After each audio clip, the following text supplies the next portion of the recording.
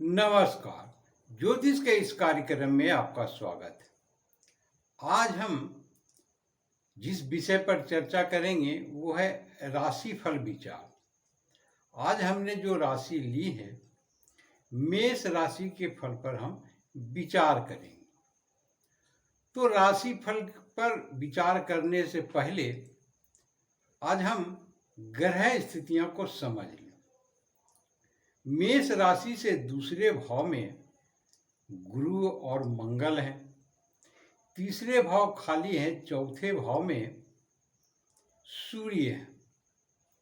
पांचवें भाव में चंद्रमा है, बुध है और शुक्र है। छठे भाव में केतु है और 12वें भाव में राहु है। राशिफल विचार में हम उन ग्रहों को रखते हैं जिनके फल पर हम विचार करें। तो राहु केतु को न रख करके शनि को भी नहीं रखते हैं। बाकी के जो ग्रह होते हैं उन पर विचार करते हैं, वो किस भाव में हैं और गोचर में जो जिस भाव में फल देते हैं उसी पर अधिक विचार करते हैं। तो मेष राशि में जो ग्रह वर्तमान समय में जिस भाव में गोचर कर रहे हैं और वहाँ बेहतर फल देंगे, वो दूसरे भाव में गुरु हैं और पांचवें भाव में शुक्र के। ये दो ग्रह ही मेष राशि वालों को इस समय लाभ देंगे। बाकी के ग्रह या तो कुछ हानियां पहुंचाएंगे या बिल्कुल ही तटस्थ रहेंगे। तो अब विस्तार से समझने का प्रयास करते हैं। दूसरे भाव में गुरु हैं, जो धन के कारक ग्रह भी हैं, और मेष राशि से दूसरा भाव धन का भाव है। तो जातक को धन लाभ होगा, इसमें कोई संशय नहीं है। यदि गोचर में जन्म राशि से दूसरे भाव में जाते हैं तो जातक को सर्वाधिक धन लाभ होते हैं। दूसरे भाव में गुरु के रहने पर धन प्राप्ति योग भी बनते हैं।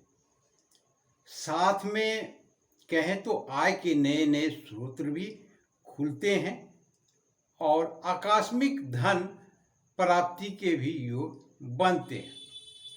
अब यहाँ पर दूसरे भाव में मंगल भी है, तो स्वाभाविक है मंगल भी कुछ न कुछ अपने प्रभाव दिखाएंगे ही। तो यहाँ पर सावधानी बरतने का ये है कि आप आँखों पर विशेष सावधानी बरतें, अपने आँखों का ख्याल रखें, उसमें चोट चपेट या किसी भी तरह की दिक्कतें आने की संभावना है। दूसरा, मेष राशि के स्वामी मंगल होते हैं और मंगल एग्रेसिव ग्रह है। मंगल दूसरे भाव में है। दूसरा भाव वाणी का भी है। आपके वाणी में कुछ करवाहट आ सकती है और इससे संबंध बिगड़ सकते हैं, तो आपको इस बात का विशेष ध्यान देना होगा। अब आते हैं आगे, चौथे भाव में सूर्य है। तो सूर्य यहाँ पर एग्रेसिव ग्रह है, पापी ग्रह कह सकते हैं, क्रूर ग्रह कह सकते हैं। तो संबंध परिवार में बिगाड़ने का काम कर सकते हैं, तो आप यहाँ पर भी सावधानी बरतें। पंचम भाव में हम देखते हैं शनि, माफ कीजिएगा, चंद्रमा है और बुध है। तो ये दोनों तटस्थ ही है, समझें। आपको लाभ नहीं देंगे तो हानियां भी नहीं पहुंचाएंगे। दूसरा है शुक्र। शुक्र जैसा कि जानते हैं लग्जरी के कारक है, तो उससे संबंधित आपको वो सारे लाभ मिलेंगे जो शुक्र देते हैं।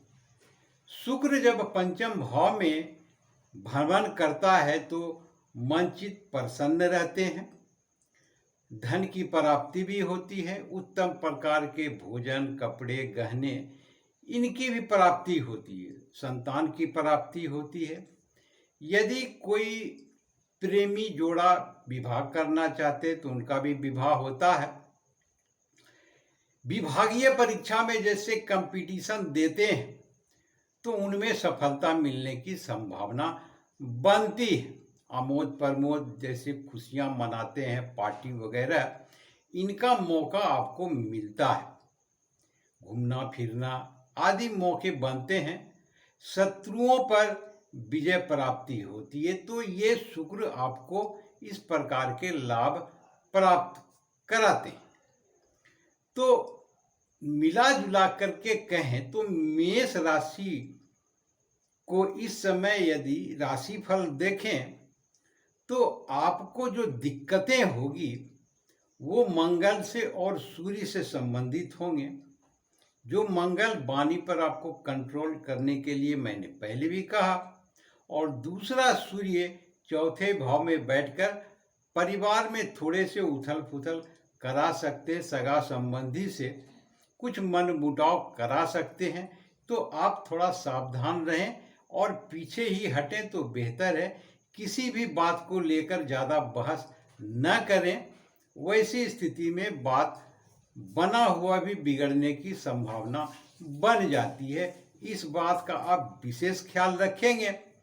और जहाँ तक आपकी आर्थिक स्थिति, जो शुक्र तो 1 महीने के लिए है यहाँ पर वो देंगे, लेकिन बाकी के जो 1 वर्ष तक आपको गुरु से धन की प्राप्ति होगी, जो दूसरे भाव में धन भाव में है। तो आपके लिए ये भाग्य भाव का भी स्वामी है, तो भाग्य भी आपके उज्जवल होंगे, धन की भी प्राप्ति होगी। तो आर्थिक स्थिति से ये समय आपकी मजबूती के लिए बहुत ही बेहतर है। इसका सदुपयोग करें, सही ढंग से नियम क्रमबद्ध आप चलें, आपको लाभ अवश्य होगा। तो ये था मेष राशि का राशिफल। आशा करता हूँ ये एपिसोड अच्छे लगे होंगे।